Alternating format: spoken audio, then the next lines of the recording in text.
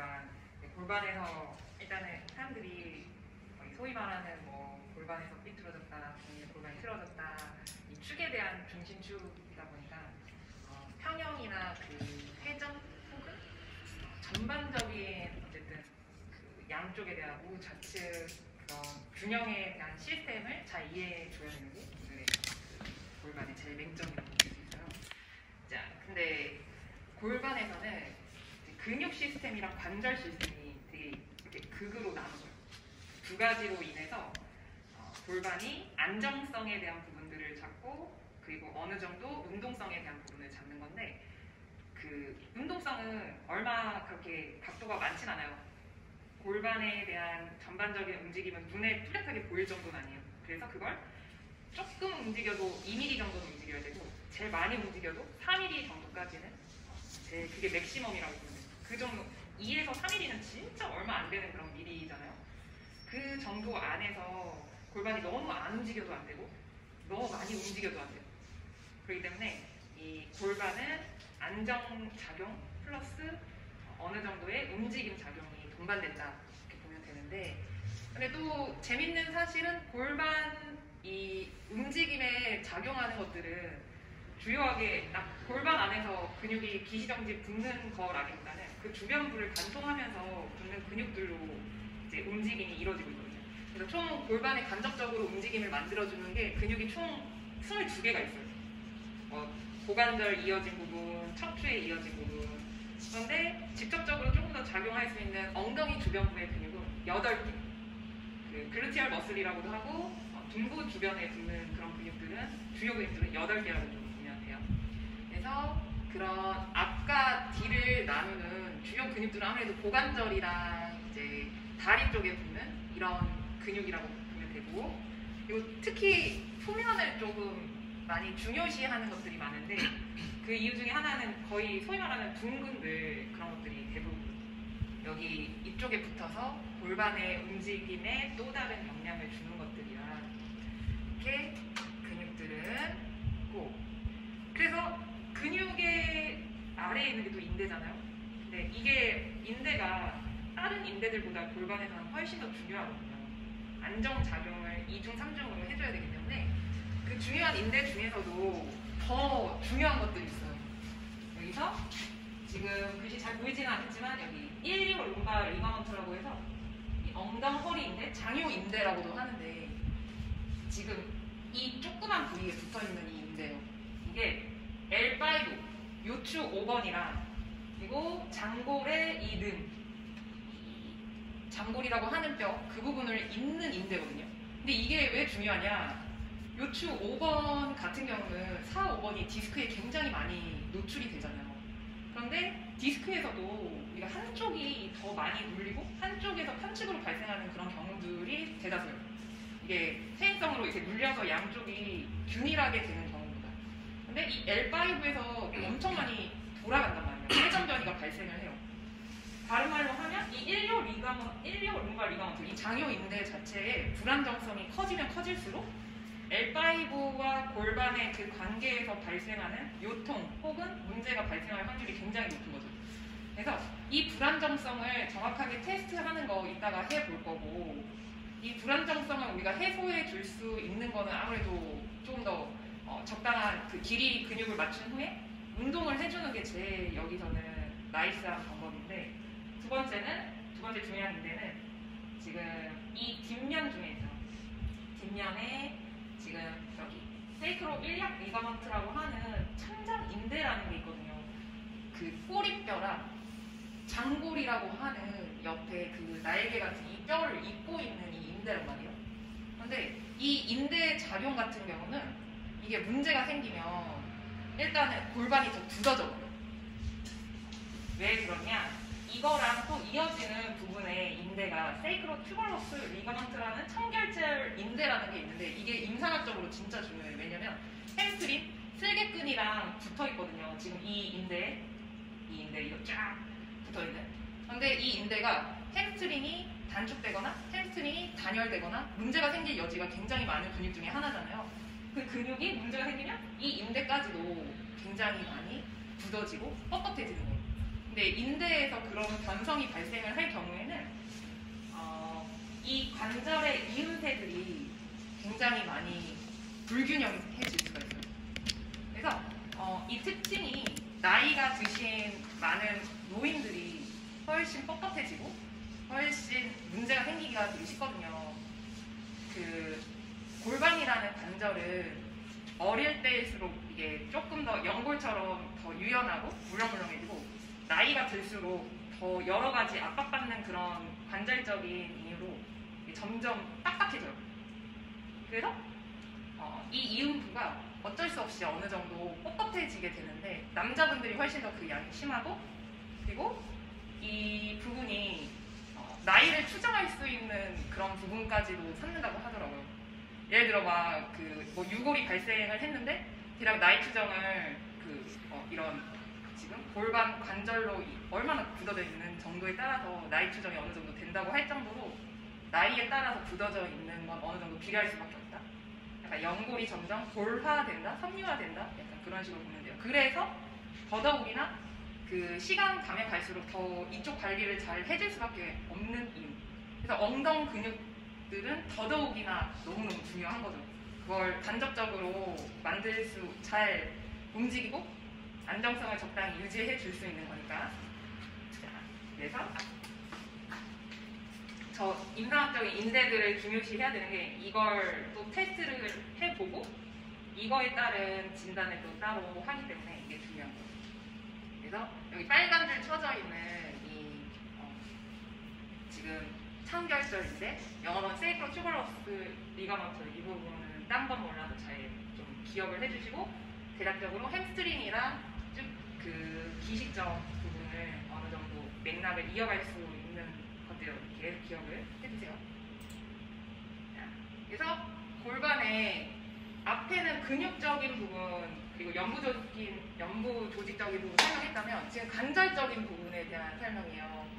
이게 조금 어려울 수 있게 느껴지긴 하겠지만 폼 클로저, 폴스 클로저 이 부분이 골반의 관절적인 부분 지금 수직의 안정성이 얘네가 그 다리 아래에서 중력을 밟으면 위에서 그 수직을 누르는 힘으로 서로 버티고 있다는 그런 방향의 내용이고 폴스 클로저라는 건 양옆으로 골반을 밀어내는 즉 근육이든 관절이든 지금 서로 밀어내는 힘이 여기는 가로로 조금 더 많이 작용을 해서 이 부분이 떨어지지 않게 골반 꼬리뼈 이게 꼬리뼈라고 본다면 양쪽 그 날개에 있는 장골이라고 하는 뼈가 옆으로 누르고 있고 여기는 위아래로 누르고 있고 그래서 그 부분이 중력에 우리가 직립보행을 할 수 있도록 혹은 서 있을 수 있도록 그 안정작용을 만들어주는 방향이라고 생각해주면 돼요. 그냥 조금 더 단순하게 생각한다면 위아래 수직과 그리고 횡으로 밀어내는 이 부분의 관절적인 안정이 모여서 지금 좀 펑셔널한 결국은 천장 관절이라고 하는 그런 지금의 골반 관절 구조로서 우리가 생활을 할 수 있다는 것. 그래서 이게 안정적인 작용에 대한 기본적인 메커니즘이라서 조금 어느 정도 이 부분을 이해를 해주는 게 좋을 것 같고 그리고 이게 관절 부분, 근육 부분 나눈다면 근육에서도 제일 중요시 지금 이뤄지는 게 우리가 소위 말하는 코어에 전반적으로 해당되는 그 아웃라인들이에요. 이 근육들은 너무 메인이기 때문에 이게 어느 한 곳만 우세하더라도 문제가 나타날 수 있는 그런 근육이고 한 곳만 좀 약하더라도 또 문제가 나타날 수 있는 부분이라서 지금 다 한 번씩은 들어봤을 그 아래 그리고 앞에 위에 뒤에면에 대한 부분의 근육들인데 첫 번째 펠빅 플로어라고 하는 골반 기저근 아래쪽에 깔려있는 이 골반 기저근이에요. 그리고 멀티피너스라고 하는 지금 이 후면에 있는 이 다혈근들 그리고 다이아프라그이라고 하는 위에 있는 우리가 횡격막 하죠. 그 위쪽 층 그리고 트랜스버서스 어브도미니스라고 하는 이 앞쪽에서 가로로 유지되어 있는 이 복행근 이렇게 아웃라인에서 있는 총 4개의 레이어들이 너무 중요한 거죠. 그래서 이게 동시에 수축했을 때는 호흡이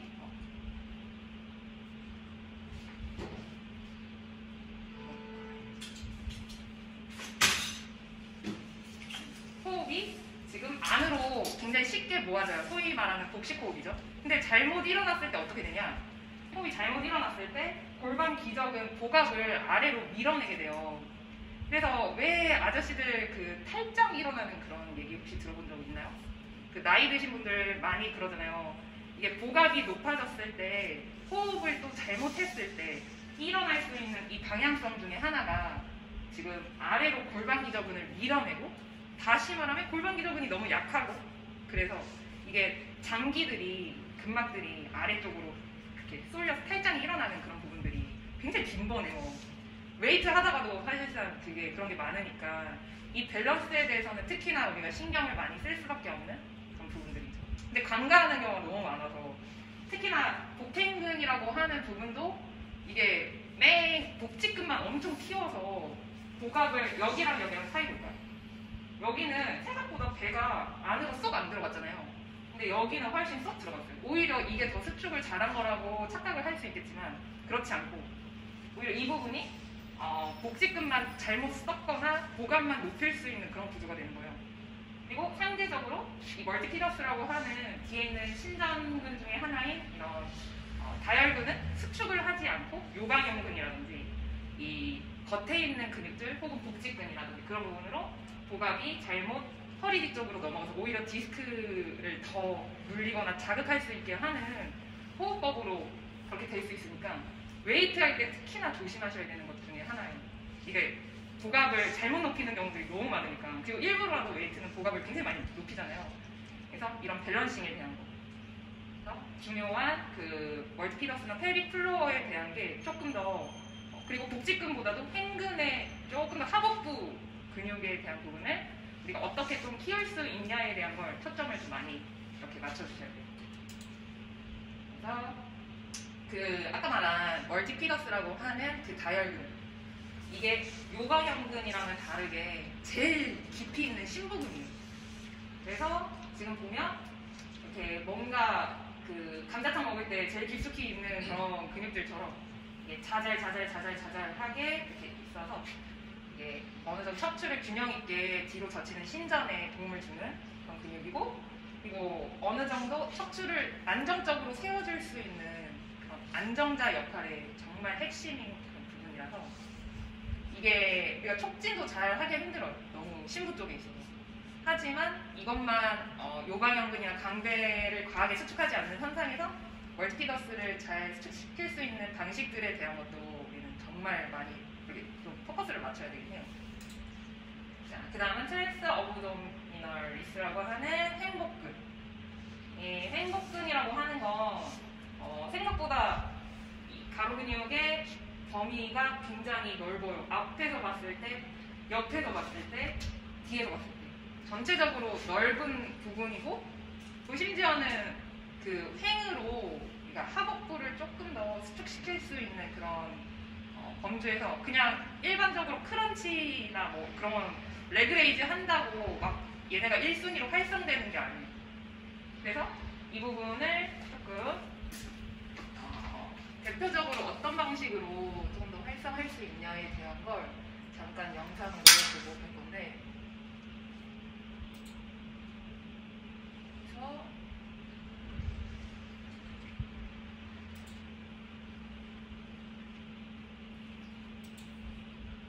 그래서 아까 봤던 옆모습에서 보면 이런 식으로 행복근이 이렇게 골반 거쳐서 등과 복부 앞쪽에 있는 이런 근육이에요. 그래서 생각보다 범위는 넓고, 그리고 근육도 이게 단순히 그냥 컬 한다고 생기는 그런 플렉션에 맞춰지는 근육이 아니라 가로로 있기 때문에, 심부로 있기 때문에 우리가 전상 그 장벌국을 찾은 상태에서 조금 더 3cm 아래 거의 기침했을 때 뭔가 움찔하는 그 근육들이 이 배꼽 옆쪽보다 조금 더 아래쪽에 그 부분 주변으로 있어요. 그래서 그걸 어느 정도 촉진한 상태에서 이게 허리가 뜨지 않을 정도의 압력을 어느 정도 맞춰주고, 이 부분이 허리에서 계속해서 바닥을 눌러주게 유지한 상태에서 이제 다리 움직임을 허리 뜨지 않게 유지만 하고, 그리고 계속 기침 내쉴 때 그 방식의 근육 수축을 유도하면서 팔다리를 움직여주는데 제일 많이 활성도가 높아요. 즉 여기 이 적당한 중립 척추라고 하는 수축 상태를 만들고, 그 상태에서 다리를, 팔을 왔다 갔다 하는 과정에서 얘네가 실질적으로 근 활성도를 제일 높였다는 그런 논문 결과들이 많아가지고 이 부분 이따가 간단하게 실습을 해볼 거고,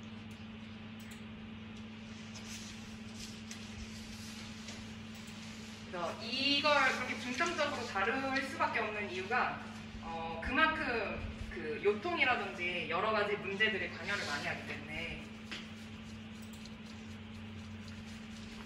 그리고 다이아프라즘이라고 하는 횡격막.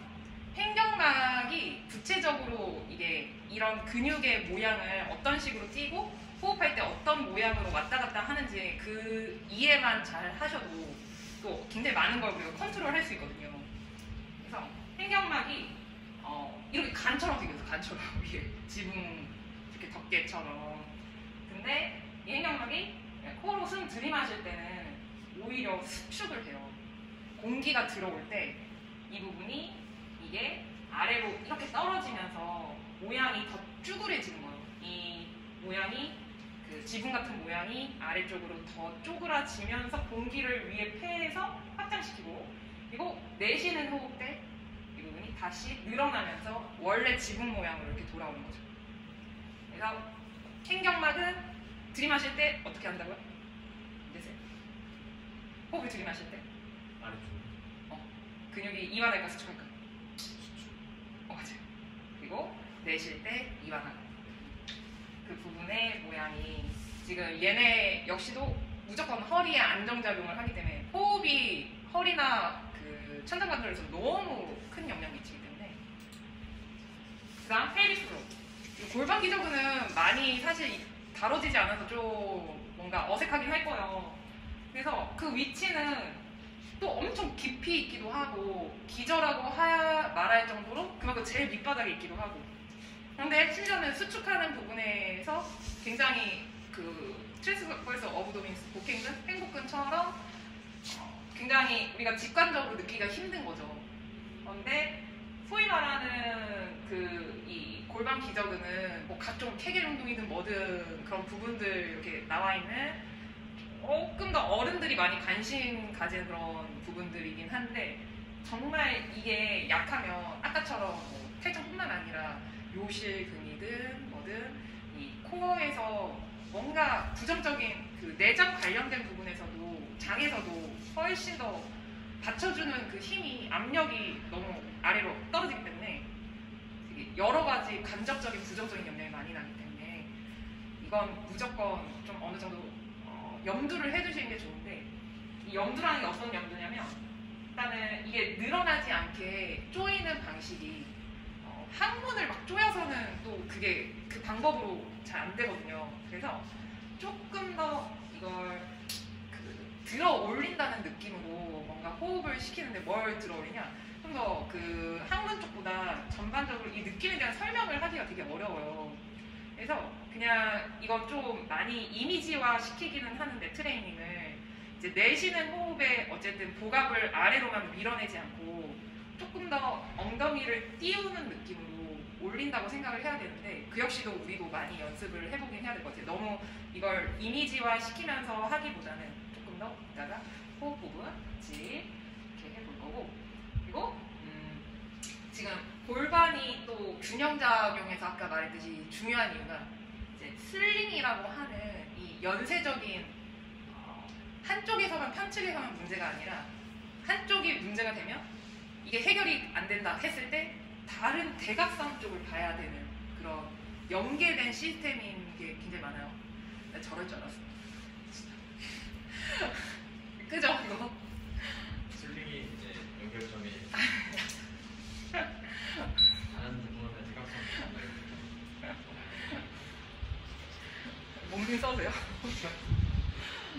이 안테리어 슬링이랑 포스테리어 슬링이랑 옆에 라테랄 슬링 이런 그러니까 골반을 둘러싸고 이게 3차원적인 면에서 앞, 뒤, 옆을 다 봐줘야 되는 건데 이 앞면에서 봐야 되는 게 뭐냐? 일단은 한쪽 골반이 뭔가 더 떨어져 있거나 돌아가 있어요. 그러면 그 반대편 쪽에 익스터널 오블리큐라고 하는 그 외복사근, 외복사근을 봐야 되고, 그리고 또 그 반대쪽에 있는 그 다리에 내전근을 봐야 돼요. 그래서 이런 식으로 앞에서는 전면에서는 슬링에 대한 개념은 위에서 외복사근, 그리고 그 반대쪽에 내전근, 이 부분이 같이 문제가 있을 수 있다. 문제가 있다는 건 뭐 늘어나 있고 너무 약하거나 아니면 너무 타이트한 그런 부분의 불균형을 좀 같이 염두를 해둬야 되는 것. 그리고 뒤쪽에서는 메디우스라고 하는 중둔근이나 소둔근에 이제 너무 약증이 있다 했을 때는 혹은 너무 타이트해. 그러면 반대쪽에 그 내전근이 또 같이 문제가 있을 확률이 굉장히 높고, 또 아까 우리가 말했던 그 코어에 대한 부분들도 한쪽이 약하면 무조건 문제가 와요. 그죠? 그 레이어를 확인을 해야 되고, 그래서 특히나 야구든 스포츠든 편측성이 굉장히 많잖아요. 그런데 그 스포츠만 그런 게 아니라 우리 일상에서도 편측이 얼마나 많아요. 한 손으로 대부분 뭐 짚고 먹고, 그리고 뭐 갖가지 생활하는 부분에서 50 쓰지 않잖아요. 그래서 그러다 보니까 여기 아까 말했던 외복사근이랑 안쪽에 반대편 그 다리, 모음근, 내전근 이런 것들은 한시 같은 패턴으로 쓰이는 그런 경우가 많아요. 이 사선으로. 그래서 지금 꺼지고 있는 거야? 더 세지고 있는 거야? 그렇군요. 그리고 그 아까 이 부분은 그 안테리어 슬링이라고 했던 그 정면 부분이고, 포스테리어 슬링이라고 하는 뒤에서 봤을 때는 대둔근이나 광배근이 뒤에 포스테리어 슬링으로 묶여있어요. 그래서 무조건 편측 운동이 세트로 이루어진다고 했을 때 우리가 이 부분으로 사슬로 강화를 시키지 않으면 한 군데만 강화시키고 이 부분을 그냥 또 강화를 시킨다면 예전에 육아장이 지금 겪고 있는 그런 케이스들 중에 하나가 어깨에서 계속 어깨만 봤을 때 뭐 문제가 있는 그런 회원이라든지 다리만 봤을 때도 한쪽이 계속 그 부분 고관절의 특정한 관절 움직임은 비슷한 것 같은데 계속 안 낫고 뭔가 통증이 있고 그런 등등의 문제들이 다 이런 사슬을 조금 더 봐야 되는 그런 케이스가 저요. 양측 어깨든 무릎이든 다 해당이 될 수 있는 그런 균형에 대한 거에서는 사슬이 무조건 베이스로 좀 체크가 돼야 되는 그런 것들이나 기억을 해줘야 되고, 그리고 특히나 걸을 때도 골반이 너무 중요하고 이 양측의 밸런스 관절이다 보니까 롱기튜디널 슬링이라고 하는 수직 안정자에 대한 이 패턴을 또 다루거든요. 이게 무슨 말이냐면 걸을 때 한쪽 발로 무게중심이 실리잖아요. 근데 그 한쪽으로 실린 무게중심에서 중력의 영향을 계속 우리는 수직으로 받아요. 근데 그 수직에서 위에서 아래로 타고 가는 패턴의 근육들이 불균형이 있으면 이 역시도 걸음이 굉장히 누가 봤을 때 양쪽 자세히 보면 모르긴 하지만 한쪽으로 뭐 더 넘어간다든지 골반이 옆으로 시팅된다든지 등등 골반에서 뭔가 조금 편차가 있게 보이거나 전체로 사람이 기울기 자체가 좀 다르게 보인다고 그럴 수 있는 거죠. 그러니까 특히나 걸을 때 수직 안정자의 중요한 패턴이 될 수 있는 게 이 옆에서부터 보면 옆에 페로니우스라고 하는 비골근, 네, 은재쌤 비골근까지 비시정지 그런 거 근육 외웠을까요? 들어는 봤어요?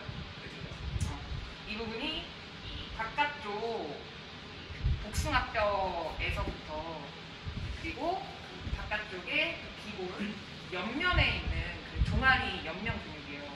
거기에서부터 바이셉스 페모리스라고 하는 지금 대퇴 이두근. 대퇴 이두근은 아까 어떤 그 인대에 붙어 있다고 했죠? 맞아. 청결절 인대.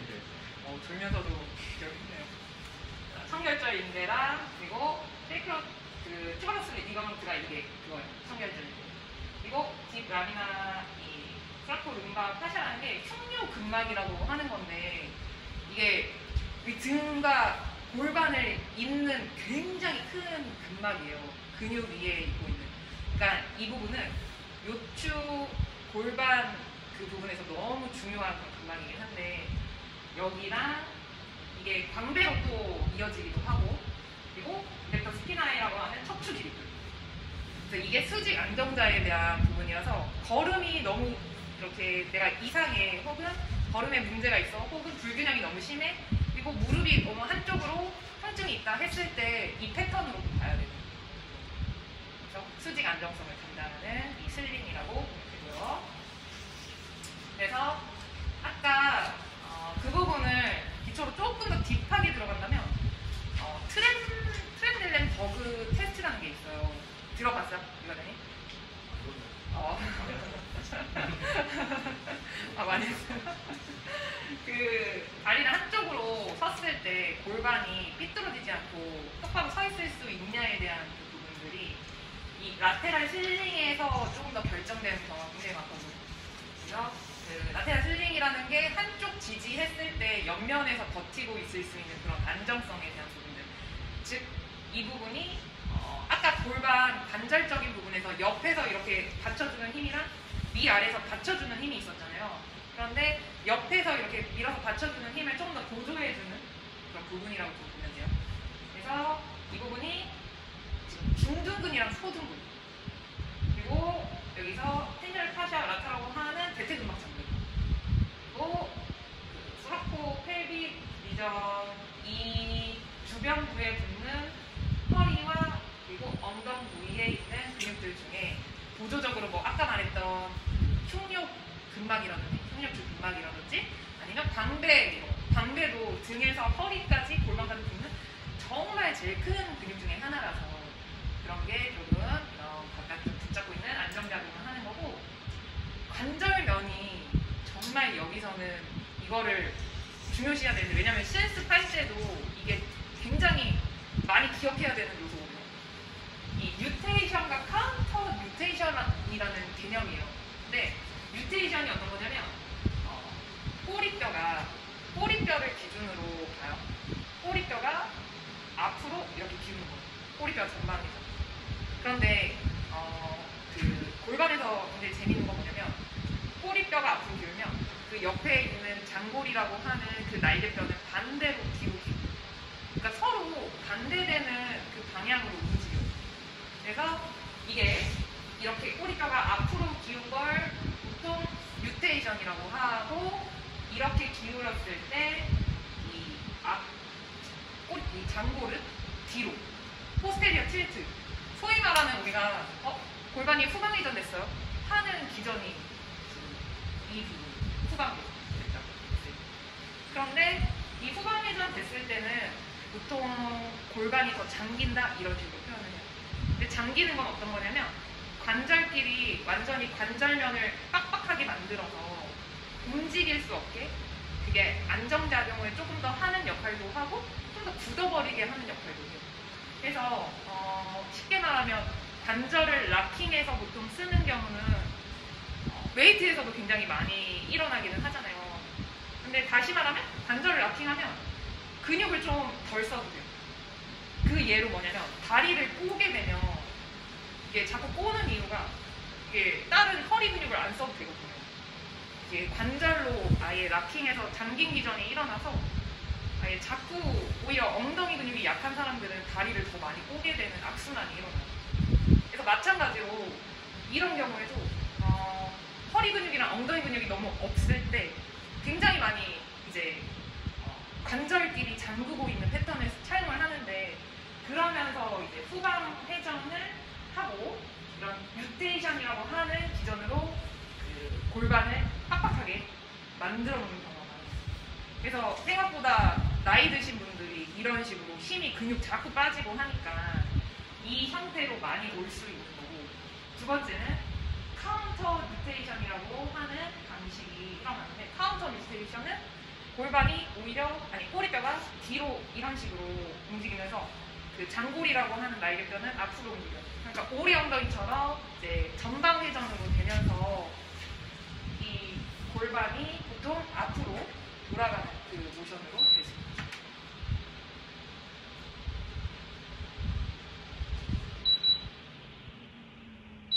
아까 꺼진 게 아니었네. 이상하다 했어. 그래서 전방으로 이렇게 움직였을 때 같은 경우는 보통 허리가 로도지 커브라고 하는 그런 형태로 만들어지기가 굉장히 쉬운 부분들이고, 그리고 요즘 스웨이백이라고 굉장히 사람들이 더 많아졌어요. 스웨이백이라고 문대쌤 들어봤나요? 처음 들어봤어요. 처음 들어봤어요? 네.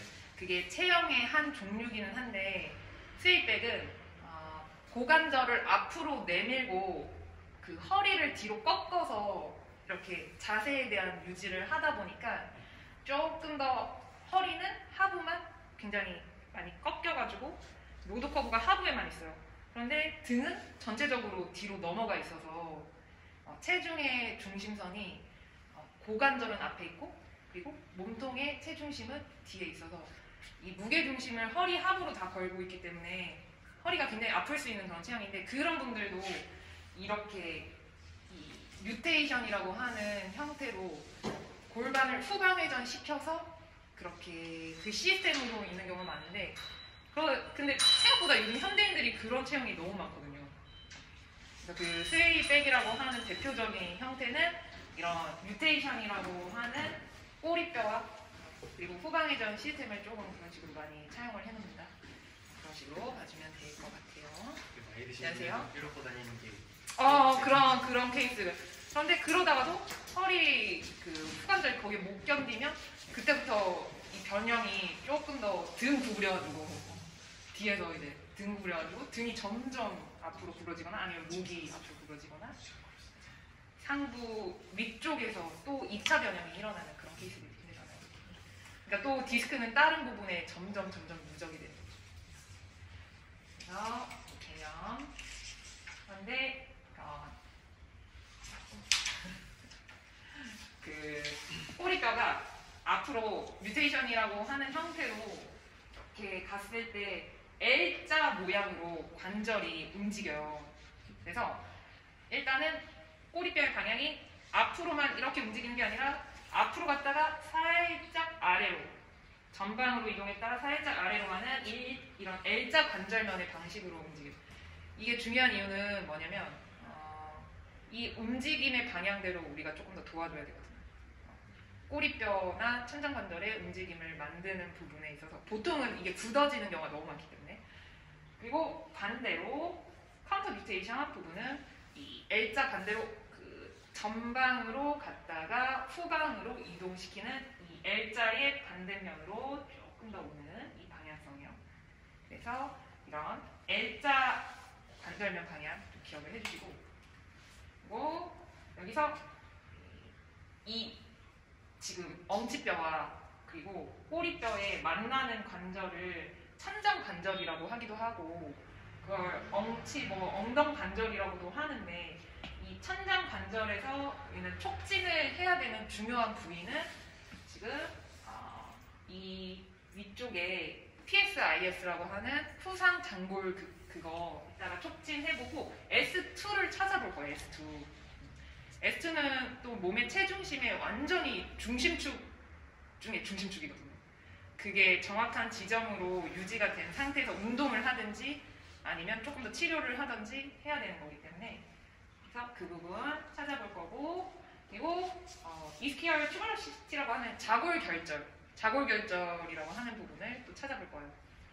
왜냐면 보통 앉아있는 자세를 교육을 시킬 때 이 자골결절을 수직으로 앉아있어야 허리가 덜 아프고 그 부분이 그나마 바른 자세라고 할 수 있는데, 이 부분이 오히려 수직이 아니라 앞으로 넘어가면서 이 꼬리뼈로 앉아버리는 그런 자세들이 많아요. 그래서 이렇게 막 허리 이렇게 구부러지는 그런 자세들 특징이 중심선이 이쪽이 아니라 이쪽 꼬리뼈에 있어서 이 무게중심축 부분 조금 더 중요시 여길 거라 그거 촉진해보고, 그래서 촉진하는 부분은 아까 알듯이 여기 후상 장골 그 그 부분이랑 그리고 장골 는 그 위치까지 찾아서 S2를 찾을 거고 그리고 여기 예, 좀 그 사람에 따라 적당히 핸들링을 하기는 해야겠지만 자골 결절이라고 하는 부분은 대략 엉덩이 이 부분이요. 그래서 이 부분이랑 측정을 이렇게 움직임을 찾아서 어디가 더 삐뚤어져 있는지 어디가 더 안 움직이는지 그런 거 볼 거고요.